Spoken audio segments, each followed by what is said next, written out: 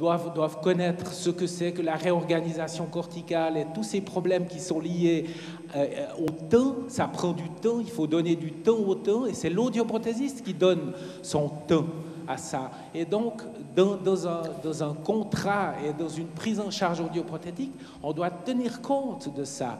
Et j'ai l'impression que maintenant, on ne tient compte que d'argent, d'économie. Alors je sais que l'OFAS doit économiser, je sais que l'AI est en déficit, mais on s'étonne quand même beaucoup avec quel acharnement les gens de l'OFAS s'attaquent à notre profession, la dénigrent.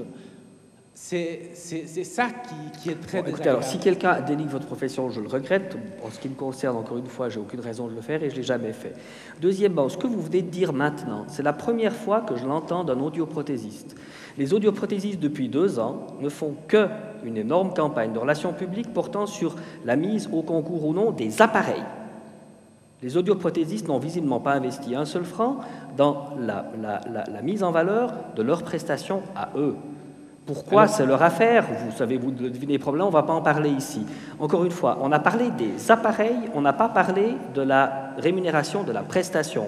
Et ça, je crois que c'est un peu votre faute, parce que vous avez concentré toute votre organisation, parce que vos organisations, vous avez concentré tous vos efforts sur la mise au concours des appareils et de rien d'autre.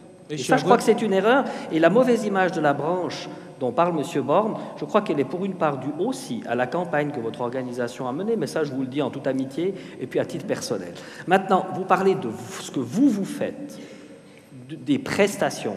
Ça, c'est quelque chose qui doit effectivement faire l'objet dans nos traitements. Et à mon avis, encore une fois, je vous l'ai dit au début, je ne vois pas comment on peut mettre une mise au concours là. Là, il faut les définir. Vous avez raison.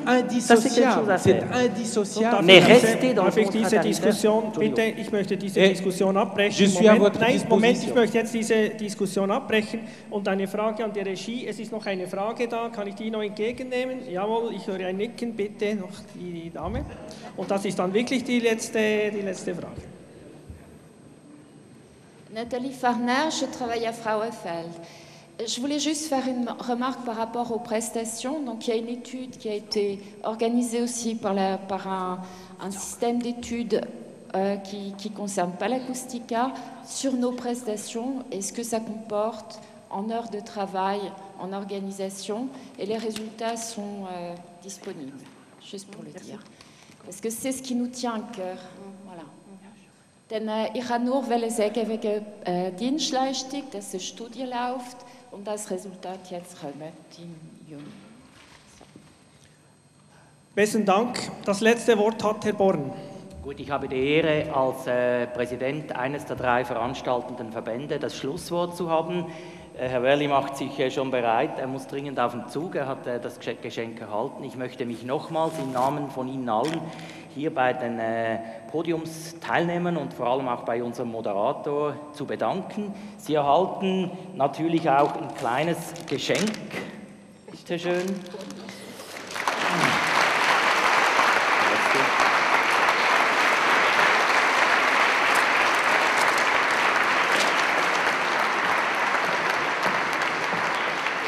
So, danke.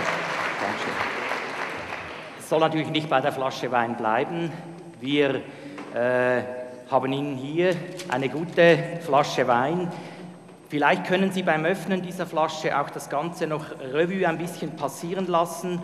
Und wir möchten Ihnen gerne auch noch, dass Sie sich über das heute Gesagte wirklich auch noch vertiefen können, möchten wir Ihnen einen guten Gehörschutz schenken.